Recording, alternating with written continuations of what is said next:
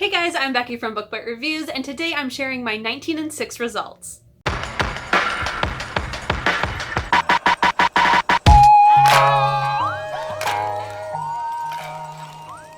Last year, I missed the whole bandwagon of doing 19 books in 2019, so in June, I decided to create a list of 19 books that I wanted to read in the last 6 months of 2019. Now, was this a lofty goal? Yes. But I wanted to do it, and let's find out how I did. So I'm going to be doing this the same way that I do my monthly wrap-ups, starting with DNFs and moving my way up to 5 stars. For my 19 and 6 though, I do have a lower category than DNF, and that is didn't even start. So let's just go ahead and start with those. First up is Landry Park by Bethany Hagen. Now, I was very excited to start this book. I had it on my to be read for a little while. It sounded like a good idea. I believe it was like the Selection meets Downton Abbey, if I'm not mistaken. So I was pretty excited to check it out. But once I got it from my library, I just didn't feel the urge to read it anymore. I don't really know what it was, but I just kind of didn't feel like it. And I feel kind of bad because I was so excited to read it. I considered keeping it on my to be read list, but every time I think about it, I want to read it, but when I think about actually physically starting it, I have no desire. So I think I'm going to officially cut this book off of my to be read. The other book that I didn't even start is The Evil Librarian by Michelle Knudsen. Again, another book that I was very excited about. I have owned a physical copy, I believe an advanced reader copy that I got from BEA one year, for many years, and I've always wanted to read it, but again, I just did not have the urge to even pick it up. I did try to pick it up, and I just didn't feel like it. I personally enjoy more of a girl falls in love with the paranormal rather than the paranormal being bad, and that's what this book is about. I thought that the Evil Librarian was going to be somebody that she ends up having a relationship with, and by the description and the description of the next books in the series, it doesn't sound like that. I did read, I think, like the first couple pages, and I just wasn't sold by it. I didn't really like our main character. Maybe I should have given it more of a chance, but I didn't want to, so it's just out of here. Next up are my DNFs. My first DNF was Ferryman by Claire McFall. This was another book that I was very excited about. It sounded really good. It was a big deal overseas. I believe it was China's #1 ebook for like 2 years in a row, and it finally published in America, so I needed to get my hands on it. I recommended that my library buy it, and I borrowed that copy that we got. I did start it. I think I got like maybe 100 pages into it, but I just really didn't like the way that it was written. It reads kind of like a classic, and I am not a fan of classics whatsoever. It was just very dry and just felt kind of antiquated to me. So I just decided to DNF it. It just wasn't any fun. I didn't feel the urge to go back and pick it up. I really wanted to give it more of a chance in case it got better. But within 100 pages, if you are still not giving me any kind of action or swoon-worthiness or any kind of emotion that is positive, I just think you're kind of a waste of my time. So I DNF'd it. The next DNF is Priory of the Orange Tree by Samantha Shannon. Now, I feel like the reason I DNF this is more on me than it is on the book. And it's because I kind of went in the mindset that I was probably going to DNF this book. I really didn't even want to start it, but I did start it. I think I read 100 pages again, and it just wasn't interesting enough for me. I don't normally read many adult books. I don't read adult fantasy, that is for sure. It just didn't have the oomph I was looking for to keep me reading. I know that a lot of people who do read YA have tried this book out and they loved it, but it just didn't keep my attention enough. In the beginning, it was pretty interesting. I had some pretty high hopes that I would be able to get through it,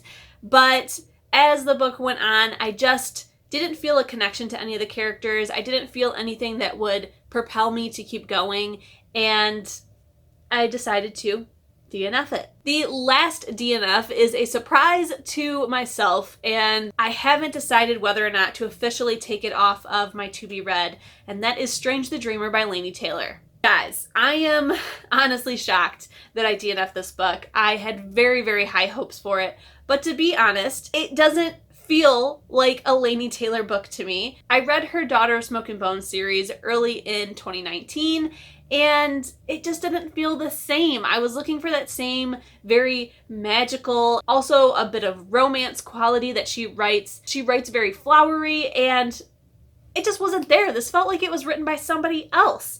Again, I think I read maybe 60 pages, but I just did not connect to our main character.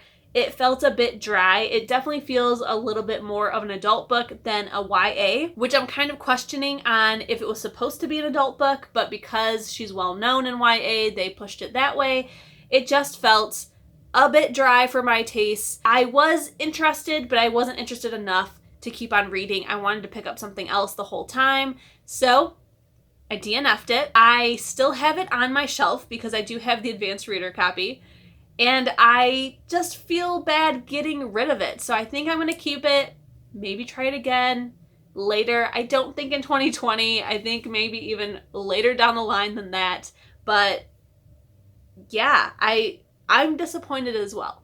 So now we are going to shoot past all of the other stars and go straight to the 4 stars. The rest of the books that I did actually read are all 4 and 5 stars. So the very first 4-star that I have is After by Anna Todd. Yes, I know what's happening.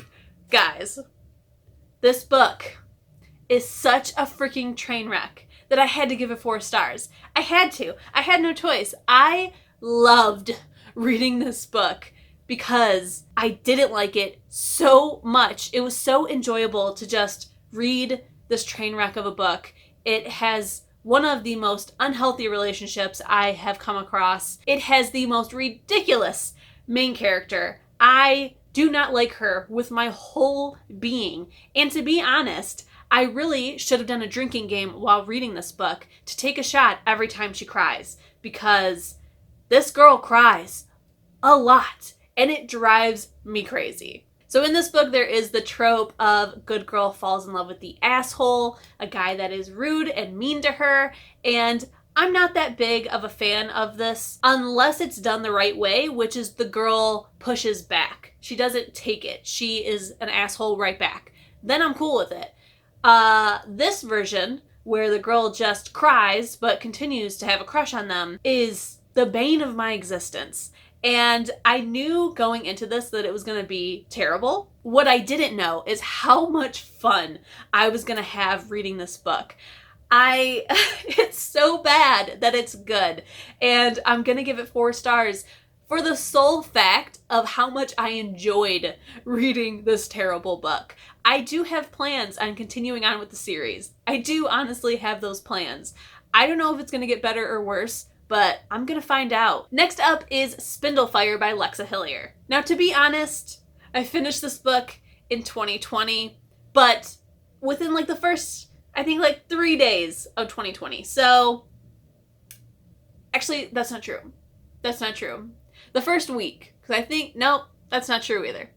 I finished it on the first Monday of 2020. So, now, I did really enjoy this book. It takes a different approach to the Sleeping Beauty tale. I enjoyed it. I am planning on reading the second book in the series. It is a duology. However, the reason that it's not getting 5 stars is there were a lot of things that I questioned in this book. There were a lot of things that didn't really make sense, or I didn't like the way that they turned out. I do not like the way that this book handled the true love's kiss. It didn't make any sense to me. The way it ends is very, very weird, and it makes no sense, and I'm hoping book 2 will clear that up for me. If it doesn't, then this wouldn't be a series that I recommend. So we'll have to see how book 2 works out. But right now, I still recommend you check it out because it was very interesting, and I liked the approach it took to that fairy tale. Next up is Scythes by Neal Shusterman. Now, I know some people will be like 4, not 5. I agree. I think if I reread this book, maybe it would have got a 5-star. I do plan on eventually reading the rest of the books in the series, so maybe those books will get 5 stars.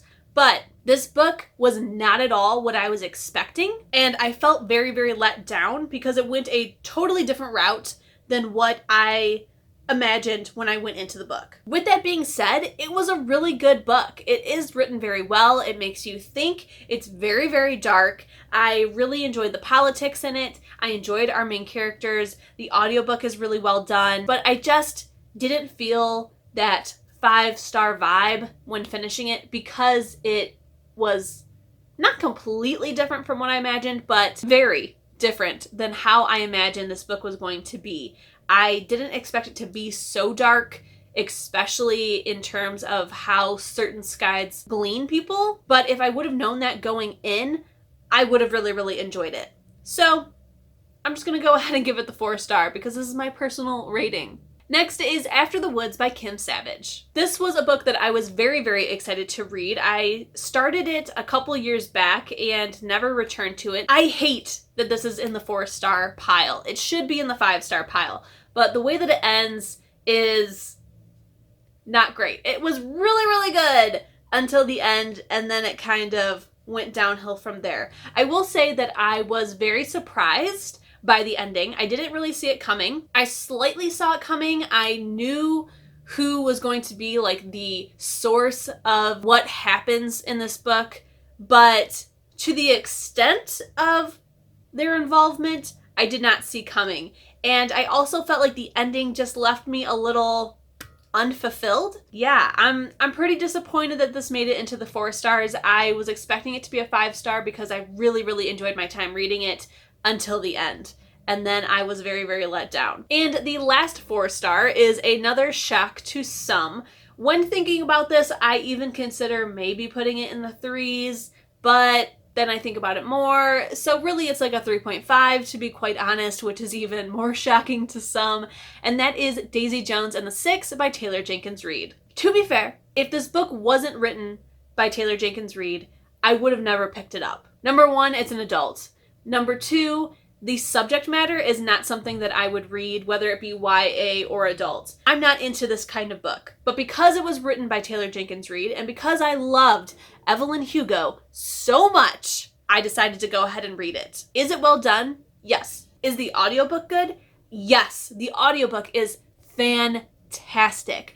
I do not recommend you read this book physically. I highly recommend you pick up the audiobook, and literally everybody will tell you that because it is the route to go. This book was written and meant to be an audiobook. However, I just wasn't that impressed by the plot line. I felt like there wasn't really a plot of sorts. It just kind of felt like we learned more about the other characters than we did Daisy. I felt like she was one of the characters that we knew the least about by the end. I just felt like, all right, I read that. That was an experience. I mean, it's definitely an audiobook that I would highly recommend to people. It's a very, very good audiobook, but I just didn't feel fulfilled by it. I didn't feel any kind of positive or negative emotion in terms of the story. It did elicit emotions from me, which is why I went ahead and put it in the 4s. Again,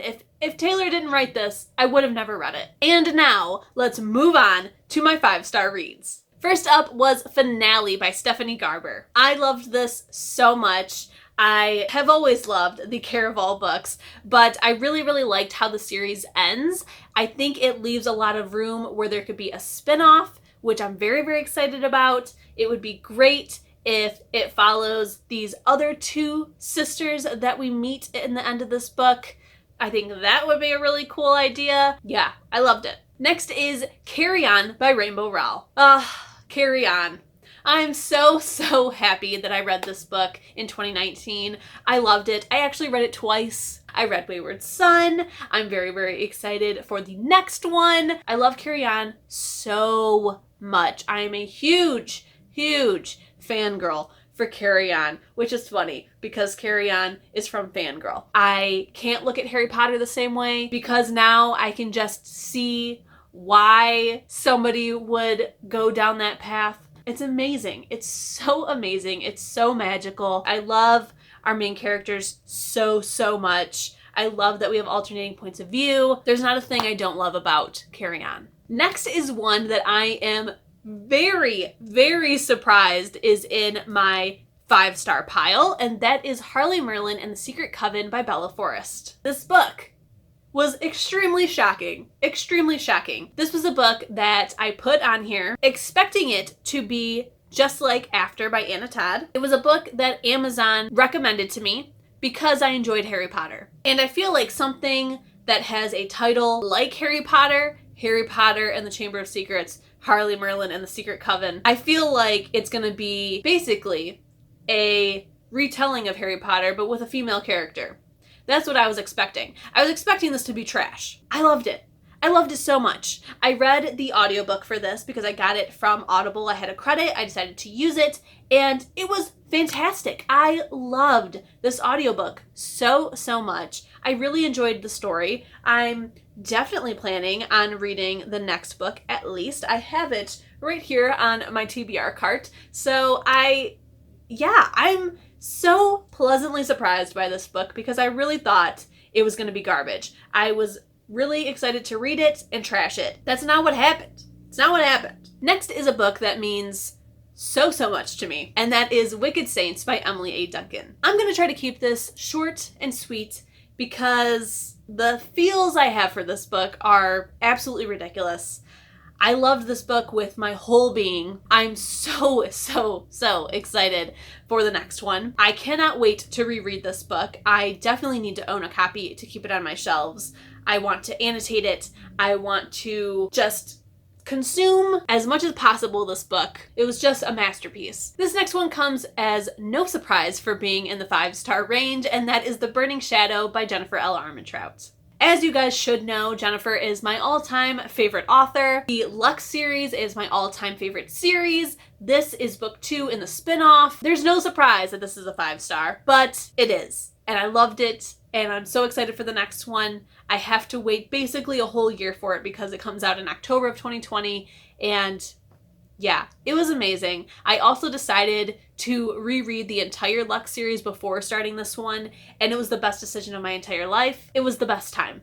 The best time. The next book is another big shock to me that I ended up giving it 5 stars because I wanted to put this in the didn't even start pile. And then I decided to go ahead and start it, and I figured this is totally going to be a DNF. It ended up being a 5-star. And that is Furyborne by Claire Legrand. This book was such a shock, and it's one of the best books I've read.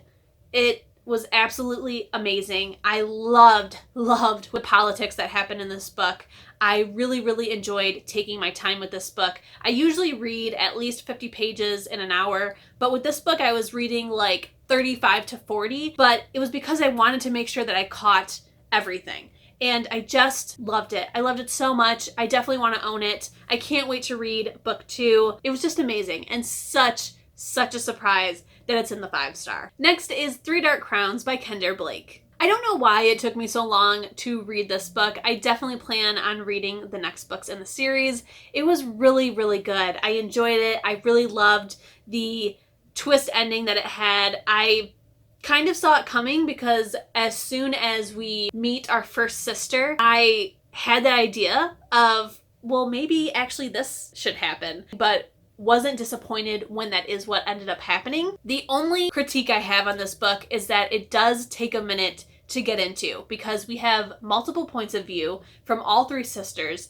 and in those chapters, we also have the points of view of the other people in their lives. So we have a lot of characters to meet in this book, and it is very complex. And I love that Kendare Blake is the one that wrote it because I don't think there are many authors out there that could have handled it this well as Kendare does, because it could have got complicated and muddy and messy very quickly, and it didn't. And I just applaud Kendare Blake for that. Next is Split Second by Casey West. I put this book off for so long because I was scared of what was going to happen.